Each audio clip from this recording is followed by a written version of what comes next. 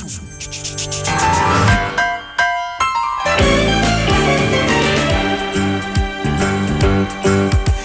a rare condition this day and age to read any good news on the newspaper page. And love and tradition of the grand design, some people say, is even harder to find. Well, then there must be some magic clue inside these gentle walls. 'Cause all I see is a tower of dreams, real love bursting out of every scene. Days go by, we're gonna fill our house with happiness. The moon may cry, but we'll smother the blues with tenderness. Days go by, there's room for you, room for me, for gentle hearts and opportunity. As days go by, it's the bigger love of the family.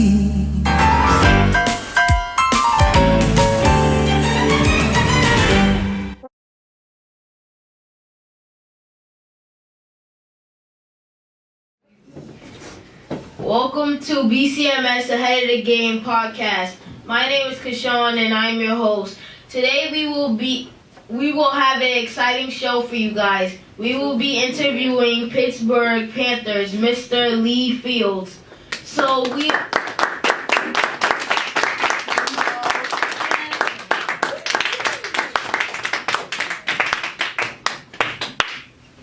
we are excited to have you here and hope you answer all of our questions. First question, when did you realize that you were gifted?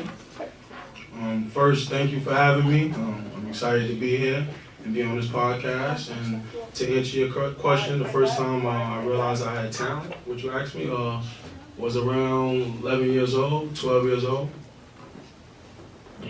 Good. Next question. How were you while you were in middle school? Going back to middle school, I was a pretty good scholar.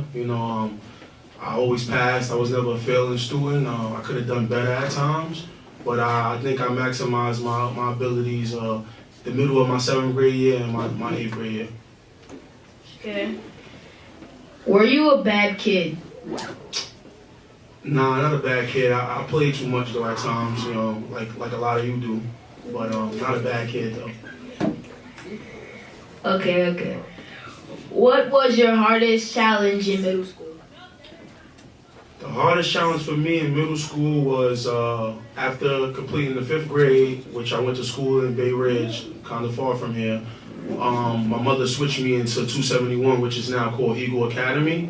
And as good as the school was, unfortunately for me, I was caught in a situation where I felt like none of my friends went there. So all my friends went to 284, I was the only one going to 271. So that was the hardest adjustment for me because I had to go to junior high school basically with all my friends and family. Good. I like that you brought up friends because this next question says, do you still know your friends from middle school? Yeah, I got my best friend, Jeff. We known each other since 2nd grade. You know what I mean? Got my other best friend, Tamik. We known each other since 3rd grade. My other friend, Prince, since 3rd grade as well. So a lot of my closest 3 friends is from 2nd grade. So basically, I know them my whole life. Okay, next question. What was the hardest part of being a college athlete? The hardest part would be obviously being a student athlete. Once you get to college, there's so much traveling and so many games. And at that time, after completing my high school career, I was, trying to make the NBA. So you gotta have that balance. You gotta be able to still turn in that 7-page essay for that class and then hit the road and be able to perform so your team could win. And as y'all know, it's not an easy thing to balance both, but that's why the guys that's able to be student athletes as well as females, they get paid a lot of money. Okay, when you played against UConn, was that your biggest game of your life? It was probably one of the biggest games, but I wouldn't say my biggest. maybe my Duke game at Madison Square Garden, I would probably say was my biggest game. But UConn was definitely a great battle and one of the biggest matchups I had out throughout my 4-year college career. Okay. Who was the best player on your team? Well, I'm always going to say me. I always thought I was the best player on the team. But obviously, I had some great teammates as well. I had a guy named Sam Young who was drafted to the Indiana Pacers when we was done with college in 2009. I also had a teammate named DeJuan Blair that was drafted to the San Antonio Spurs that left out in 2009 as well with us from Pitt. So, and even 2 years before that, Aaron Gray in 2007 was drafted to the Chicago Bulls. So I was fortunate to play with 3 players who went to the NBA. Obviously, I didn't. So in many ways, you could probably say they were better. But I mean, if you're gonna ask me, I think I'm the best player always on my team. Okay. Since you was in middle school, what out of every situation you've been in, what could have you done better? I could have, 6th grade, I could have done much better. Unfortunately, I had a situation in 6th grade where I just wasn't focused like I needed to be, and due to the grades that I would bring home, my mother wasn't buying me, the latest Jordans, that nice shirt, or whatever was in at the time. So I quickly got my act together because I didn't want to go to school looking like a bum, and that was probably the hardest time for me. I had like 1-2 pair of jeans. My mom wasn't buying me nothing, so I got my grades right. True, I can relate. What advice do you have for us to better students? The advice I would say is, just staying focused, man. Just always understanding that you want to put your best foot forward every day, each and every day. Ask your teachers and all the educators that's here for support, because I think everybody's willing to support you guys. And just, once again, staying focused, knowing that even if you did good today or didn't do good today, tomorrow you're going to come in and do your best. And you keep being consistent at that. If you have more good days than bad days, things will turn around. True. And right now we're gonna take a short commercial break. Thank you guys. You did really good. Welcome back to BCMS RTS Ahead of the Game podcast, and we're still back with Mr. Lee Fields. Okay, I have Mr. Lee Fields, you just answered a couple of questions, so we have some people in the audience, and I'm gonna say a couple of questions, and the co-host, Josiah, is going to pass them around for the audience to answer. Okay, question 1. If you have anything to ask Mr. Alele about his career, what would it be?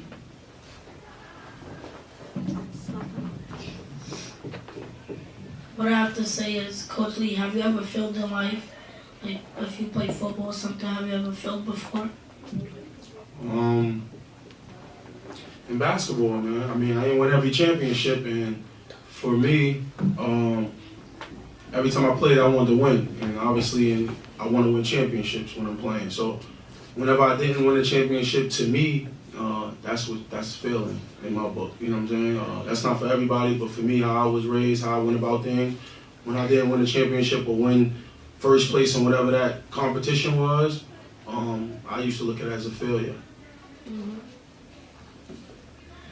Yeah, I could tell because I get mad when I'm playing 2K and lose, so I can get where you're coming from. Anyway, next question is, Coach Lee, why do you think you didn't make it to the NBA? Honestly, I would probably say I wasn't in the best shape I probably should have been in my college career. I was always able to produce. I was one of the main factors on my team. I won a lot, but I didn't look the part, if that makes sense. NBA guards are taller than me, or if they are my size, they're slimmer, faster, jump a little bit higher, things of that nature, as far as doing test results, dudes' wingspan and things like that were better than mine. So, I mean, it was a lot of things, but I think personally just my body type, I just wasn't in the best shape I should have been in throughout my college career. Yeah. All right, last Last question. Does anyone else want to ask a question closely?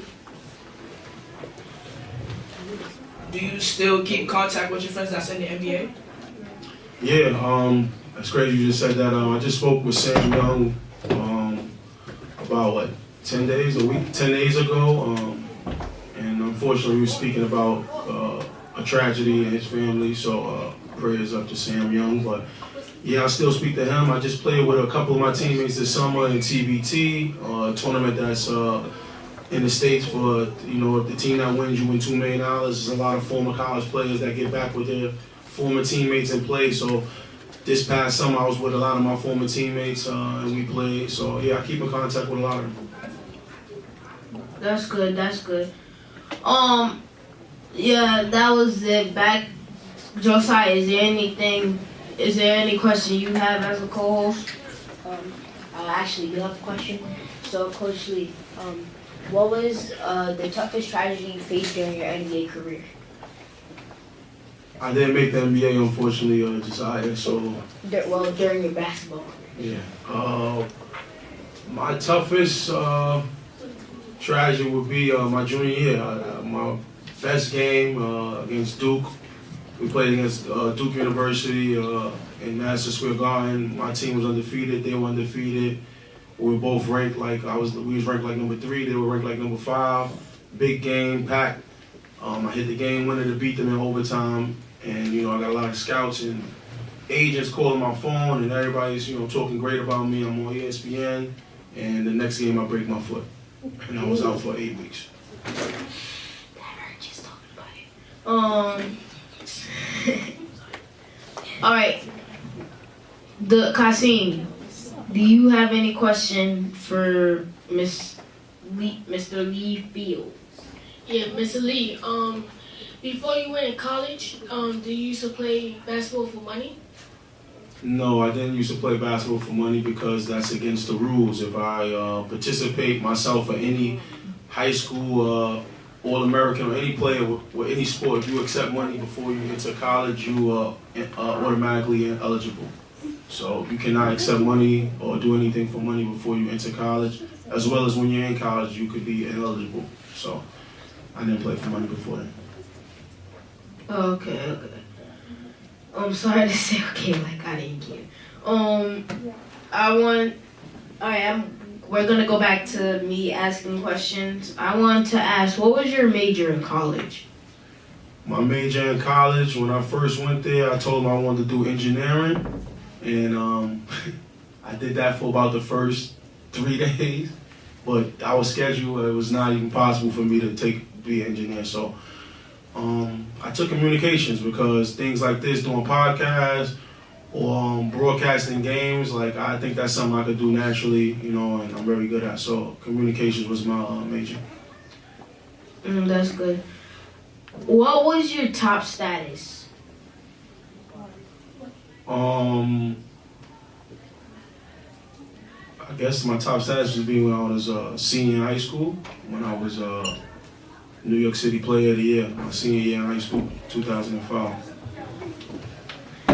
Okay. What was that feeling when just of being locked down against Xavier in Final Four? I didn't get locked down by Xavier. We beat them, but we lost to Villanova on a game winner to go to the Final Four. Scotty Reynolds just made a great play. Unfortunate for us, I think we were a little too excited after we tied the game up.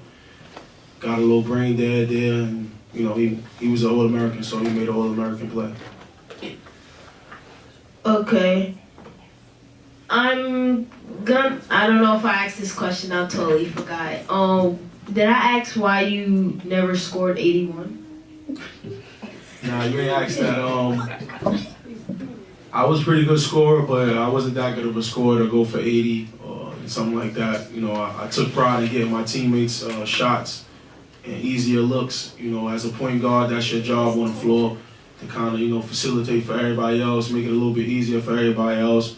And the older I got, I understood, that position more and just how some guys around me, as good as they were, if it wasn't for me to give them the ball, they wouldn't be as good as a player they were. So I had to sacrifice.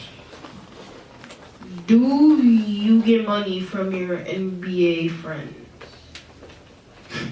I mean, yeah, if I ask, but you know, I'm my own man.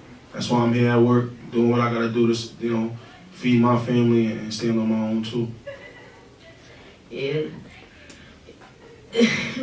What's the best advice? What's the best advice that your coach or anyone gave to you? The best advice my coach ever gave me, I would say, was basically just keep my $1 million smile. Don't let nothing down, no ups and downs throughout the day or throughout life get me down to the point where people don't see my smile or see my character. This was told to me my senior year when I'm the best player in the city, everything's going great, and my coach used to just let me know, you know, one day it wasn't like that, still be who you were. And not making the NBA, I feel like a lot of people, you know, could go south and, you know, just bad things happen. If, you know, you want to work at something so long in your whole life and it don't happen, you start doing negative or, you know, just become another statistic. I just, you know, kept my head up, kept it pushing, you know, and made the best decisions to, you know, keep bettering my life. Okay, I think that's all. So thank you for coming. It's been great talking to you.